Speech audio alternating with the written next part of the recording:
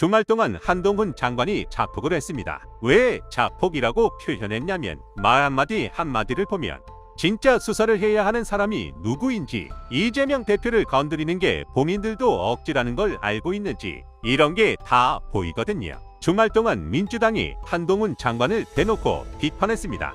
한동훈 장관하고 국민의힘은 특검 수용부터 밝혀라 이겁니다. 여기서 말하는 특검은 50억 클럽 특검뿐만 아니라 대장동, 김건희 씨 이런 사건들도 모두 포함된다고 보시면 됩니다. 박홍근 원내대표가 50억 클럽의 특검 요구는 윤석열 검찰의 부실 수사가 자초한 것이고 명백한 뇌물죄임에도 검사 출신 곽상도 전 국민의힘 의원에 대한 봐주기 수사, 면죄부용 기소가 법원의 무죄 판결로 이어졌고 이를 지켜본 국민의 분노가 이어지고 있다고 비판했습니다. 왜 이런 말이 나왔냐면 본인들도 재발이 저렸는지 윤석열 대통령실, 한동훈 장관과 대검찰청, 국민의힘이 한 목소리로 무죄 판결을 비난하고 보강수사를 외쳤거든요. 그런데 정작 윤 대통령과 긴밀한 관계에 있는 박영수 전 특검, 김수남 전 검찰총장, 최재경 전 대검 중수부장 등 50억 클럽 연루자들의 소환 등 보강수사 소식은 여전히 없다는 게 문제가 됐습니다. 이런 점에 있어서 한동훈 장관은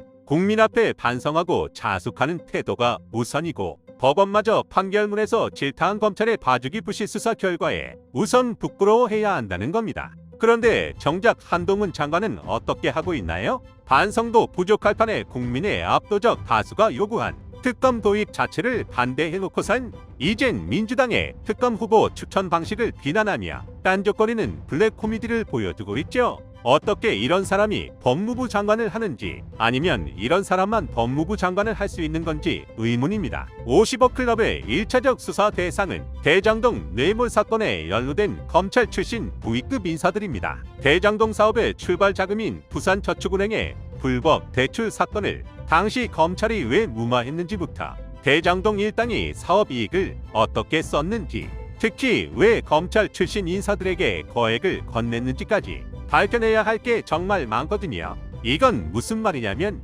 대장동 사업과 관련된 돈의 흐름을 시작부터 끝까지 낱낱이 밝히는 것이 특검의 기본 책무라는 거고, 지금은 이게 전혀 안 되어 있기 때문에 대장동 수사가 비판을 받고 있다는 겁니다. 기본적인 것도 안 하는데 수사가 제대로 될 리가 있냐 이거죠. 이미 윤석열 검찰로는 검찰 고위직 출신들이 털끝 하나 건드리지 않는다는 점이 국민 앞에 확인된 상황이고, 살아있는 권력과 협력자들을 제대로 수사하려면 윤 대통령으로부터 독립적인 별도의 특별검사가 필요할 텐데 아무것도 조치를 안 하니까 문제인 겁니다.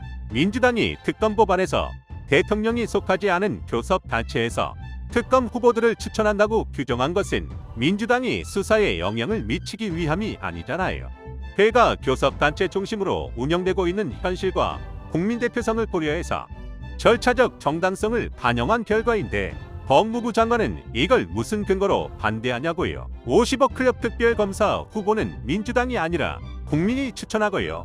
한 장관과 국민의힘은 또다시 검사 출신 봐주기용 지연 수사를 하는 순간 국민을 기만하는 거라는 걸 알아야 합니다. 특검 실시에 동의도 하지 않으면서 특검 후보 추천 방식을 놓고 시비를 거는 건 얼마나 치졸한 짓인가요? 지금 특검 여론이 거세지니까 윤석열 정부가 굉장히 바빠졌습니다. 저는 이거 인사 비리를 대대적으로 수사해야 한다고 보는데요. 검찰이 갑자기 50억 클럽 수사 인력을 보강하려고 대검찰청 검사 한 명을 서울중앙지검에 파견한다고 합니다. 민주당의 특검 법안 발의에 대한 맞불 성격이라고 보시면 됩니다.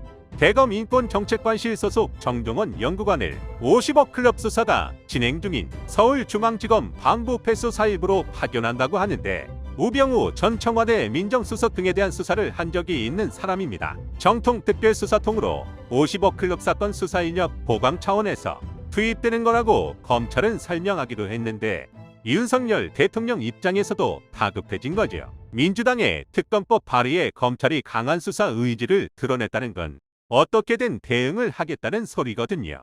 법무부랑 검찰이 굉장히 웃긴 게 50억 클럽 특검이 법리적으로 하자가 많다고 하면서 반발하고 있습니다.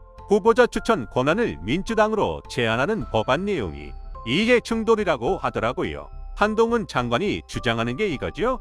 수사 대상인 이 대표가 수사할 특검을 정하는 것이고 왜 말이 안 되는 건지는 말할 필요도 없다는 게 한동훈 장관의 말인데 이 사람들이 지금 부담스러울 수밖에 없습니다. 특검 법안에 포함되어 있는 게 상당한 압박 거리들이거든요. 대장동 사업 관련자의 불법 자금, 부당이익 약속 및 공여 의혹, 김만배 씨 친누나의 윤석열 대통령 부친 자택 매입, 수사 과정에서 인지된 관련 사건, 이런 걸 수사 대상으로 규정했거든요.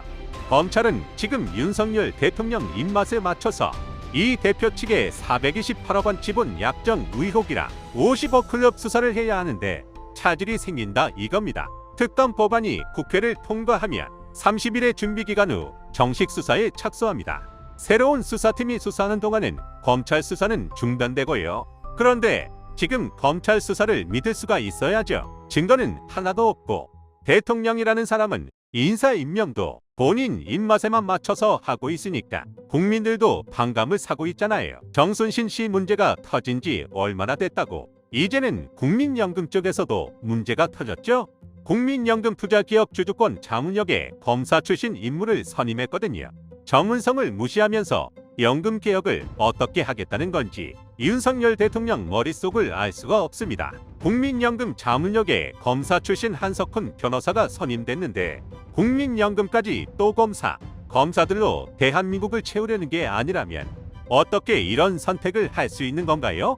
국민연금이 투자기업 주주권을 자문하는 자리에 검사 출신의 한석훈 변호사가 선임됐다. 이건 무슨 소리냐면 전직 검사가 국민연금의 지주권 행사를 맡게 된 것입니다. 연기금 및 금융회계 전문가만 맡던 자리였는데 윤석열 정부 들어 전문성 없는 검찰 출신이 꿰찬 이런 이상한 상황을 국민들은 대체 어떻게 받아들여야 하나요? 국민연금은 구체적인 근거 없이 전문성을 갖췄다고는 설명하는데 전직 검사 당시 관련 수사를 했다는 것이 전문성의 이유였던 건가요?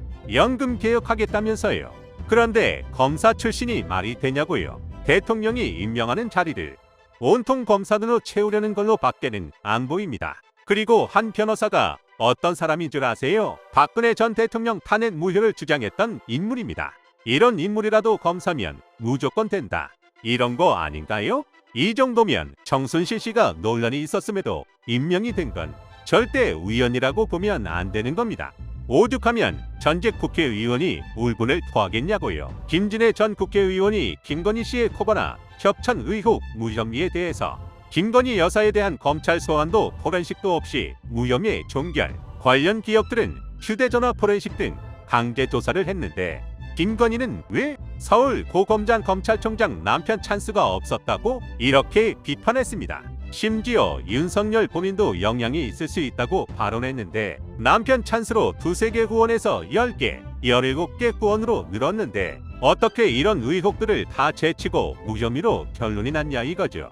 이건 주가 조작 사건의 미래라고도 볼 수 있거든요. 특검으로 다시 수사할 수 있는데 이래도 검찰에 수사를 맡겨야 하는 건지 저도 진짜 잘 모르겠습니다. 국민은 윤석열 정부의 공정과 상식을 못 믿는 수준까지 왔고 재판부는 사회 통념상 이례적으로 대장동 사건을 뇌물이 아니라고 판단했습니다. 그런데 윤석열 정부는 뭐 했냐 이겁니다. 항소만 했을 뿐 아무것도 하지 않았거든요. 넘치는 증거에도 소환 조사가 없던 도이치모터스 의혹과 마찬가지로 이번에도 제대로 된 수사 없이 서면 조사로 면죄부를 줬다는 게 드러난 거고요. 민주당은 50억 특검법에 이어 김건희 특검법도 절차에 따라 조속히 추진하겠다는 입장을 고수하고 있어서 윤석열 대통령도 지금 상당한 압박을 느낄 겁니다. 국민의힘 의원들은 본인들끼리 싸우지 말고 대통령 좀 제발 말려주십시오. 지금 국힘 의원들은 본인들 자리 싸움하기 바쁩니다. 최근에는 또 이준석 전 대표랑 홍준표 시장이 싸움을 벌였죠. 이준석 대표는 저는 책 이야기만 했는데 홍 시장님도 엄석대에서 누군가를 연상하셨군요. 그렇다면 누군가가 홍 시장님에게서 체육부장을 떠올리는 것도 존중받아야 된 자유입니다. 이렇게 말했습니다. 이준석 대표가 윤석열 대통령을 엄석대에 비유했잖아요. 홍준표 시장이 이걸 비판하니까 홍 시장까지 소설 내용에 빗대어 비난한 겁니다.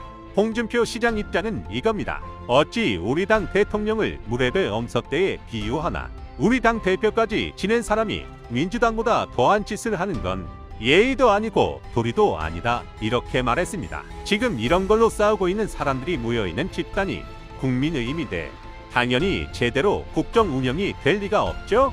이럴수록 윤석열 대통령은 몰락의 길을 걷는 겁니다. 아무도 주변에서 몰락을 알려주지 않고 말려주지도 않는데 본인이 이걸 알아차리겠어요? 이걸 스스로 알아차릴 정도의 지능이었으면 이미 여기까지 오지도 않았을 겁니다. 오늘 내용은 여기까지입니다. 긴 영상 시청해 주셔서 감사합니다. 유익하셨다면 구독과 좋아요 한 번씩 부탁드립니다.